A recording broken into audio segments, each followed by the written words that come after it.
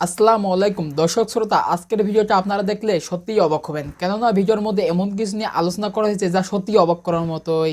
প্রথম আলোর একটা অফিসিয়াল সাইটে একটি নিউজ পাবলিশ করা হয়। সম্পূর্ণ ভিডিওটা যদি আপনারাও দেখতে পারেন সবটা বুঝতে পারবেন ইনশাআল্লাহ। তো দর্শক শ্রোতা, বেশি দেরি করবো না, মেন ভিডিওতে চলে যাব। তার আগে আপনাদের কাছে আমার ছোট্ট একটি অনুরোধ, যারা আমার চ্যানেলে নতুন দর্শক আছেন তারা অবশ্যই আমার চ্যানেলটা সাবস্ক্রাইব করবেন, আর যারা অলরেডি সাবস্ক্রাইব করে রেখেছেন তাদেরকে অসংখ্য ধন্যবাদ। তো চলুন ভিডিওতে চলে যাই। ভারতীয় কোস্টগার্ডের হাতে আটক বাংলাদেশি নাবিকদের ছবি প্রকাশ। মাথার পিছনে হাত দিয়ে হাঁটু গেড়ে বসে আছেন আটক বাংলাদেশি নাবিকেরা। পিছনে দাঁড়িয়ে ভারতীয় কোস্টগার্ডের সদস্যরা।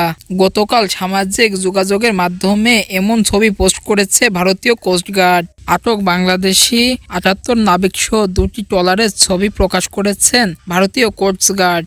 গতকাল মঙ্গলবার রাতে সংস্থাটির অফিসিয়াল ফেসবুক পেজ ও সাবেক টুইটার এ সংক্রান্ত মোট ৩টি ছবি প্রকাশ করা হয়। সামাজিক যোগাযোগ মাধ্যম ফেসবুক ইন্ডিয়ান কোস্টগার্ড একটি পেজে উল্লেখ করেন, ভারতীয় সমুদ্র সীমায় মৎস্য আহরণের এক অভিযানে ট্রলার দুটি সহ ৭৮ জন নাবিককে আটক করা হয়।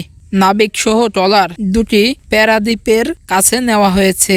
ভারতীয় কোস্টগার্ড ফেসবুক পোস্টে যে সব ছবি পোস্ট করেছে তার একটিতে দেখা যায় ভারতীয় কোস্টগার্ড ফেসবুক পোস্টে যে সব ছবি পোস্ট করেছেন তার একটিতে দেখা যায় আটক ট্রলারের নাবিকেরা নৌযানের ডেকের ওপর হাত মাথার পিছনে দিয়ে হাঁটু গেড়ে বসে আছেন। নাবিকদের পিছনে দাঁড়িয়ে থাকতে দেখা যায় ভারতীয় কোস্টগার্ডের সদস্যদের। আরেকটি ছবিতে দেখা যায় সাগরে চলছে বাংলাদেশের দুইটি ট্রলার। ৩ নম্বর ছবিতে দেখানো হয়েছিল ট্রলার দুটি নিয়ে আসার দৃশ্য।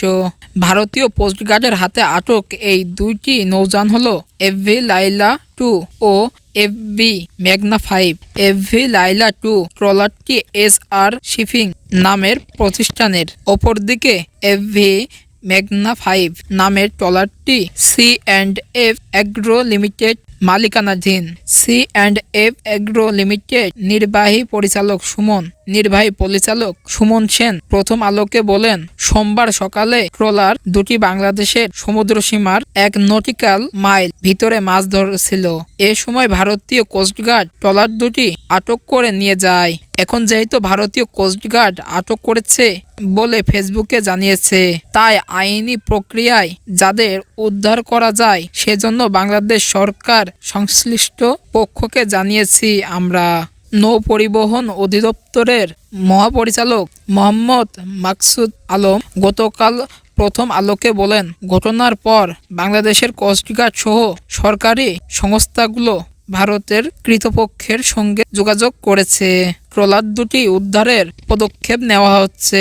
নাবিকেরা ভালো আছেন। তো আশা করছি সম্পূর্ণ ভিডিওটা আপনারা নিশ্চয়ই দেখেছেন এবং সেখানে যা বলা হয়েছে তা নিশ্চয়ই বুঝতে পেরেছেন। আজকের ভিডিও এ পর্যন্তই। পরবর্তী ভিডিও না আসা পর্যন্ত ভালো এবং সুস্থ থাকবেন।